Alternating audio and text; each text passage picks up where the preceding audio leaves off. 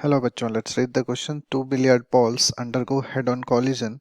Ball 1 is twice as heavy as ball 2. Initially, ball 1 moves with a speed of v towards ball 2 which is at rest. Immediately after the collision, ball 1 travels at a speed of v by 3 in the same direction. What type of collision has occurred? Okay. First option is inelastic, B is elastic, C is completely inelastic and D is cannot be determined from information given.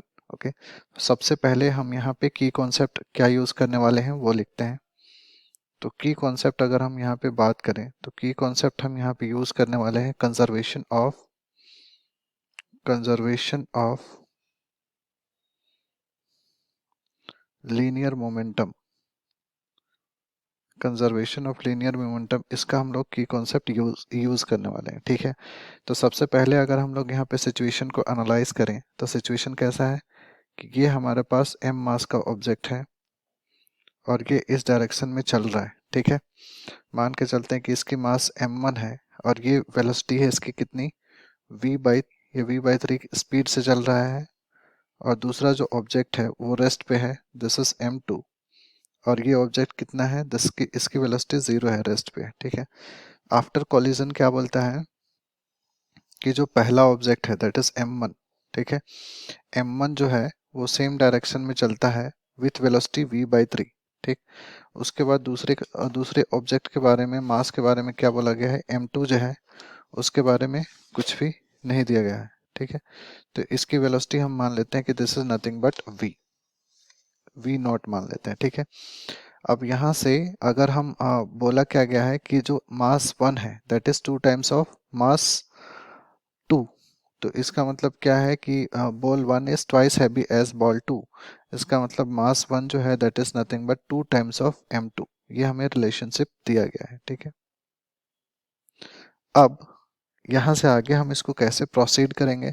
सबसे पहले अगर हम लोग conservation of momentum की बात करें तो conservation of momentum के अकॉर्डिंग हम लोग क्या लिख सकते हैं, initial momentum that is equal to final momentum. ठीक है, तो इनिशियल मोमेंटम की बात करें this is nothing but m1 into v/3 और फाइनल मोमेंटम की अगर हम लोग बात करें तो फाइनल मोमेंटम क्या हो जाएगा, m1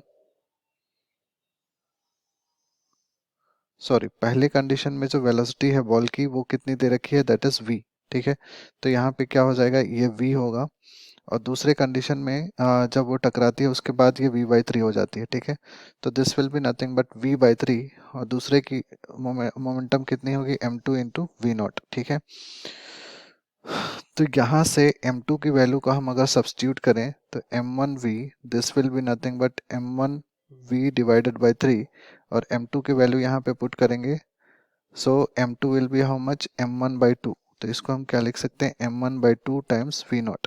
ठीक है, यहाँ से m1 से कैंसिल हो जाएगा, उसके बाद यहाँ से क्या हो जाएगा, ये v is equal to v/3 plus v naught. ठीक है, अब ये इसको इस तरफ ले जाएंगे तो ये कितना हो जाएगी, v not will be nothing but this will go this side, तो यहाँ पे 2v है तो यहाँ पे ये क्या हो जाएगा, this will B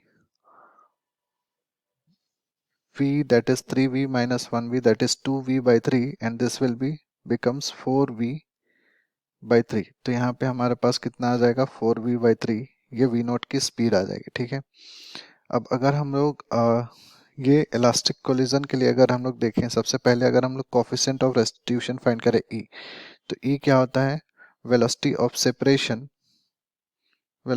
separation divided by velocity of approach, ये आपका कोफिशिएंट ऑफ रेस्टिट्यूशन होता है। तो यहाँ से अगर हम लोग e फाइंड करें, सो वेलोसिटी ऑफ सेपरेशन कितना है, this is nothing but 4v/3 minus v/3, velocity of separation है। वेलोसिटी ऑफ अप्रोच कितना है, this is nothing but v। तो यहाँ से हम लोग की कैलकुलेट करेंगे, so e will be nothing but v/v, so v से v कैंसिल हो गया, this will be equal to 1। So यहाँ पे हम लोग क्या लिख सकते हैं, e will be equal to 1। अब हमें पता है कि जब भी e इज इक्वल टू 1 है इसका मतलब वो कोलिजन कैसा होता है, that is elastic collision, right. So correct option will be option B, that is elastic collision. I hope you understood well.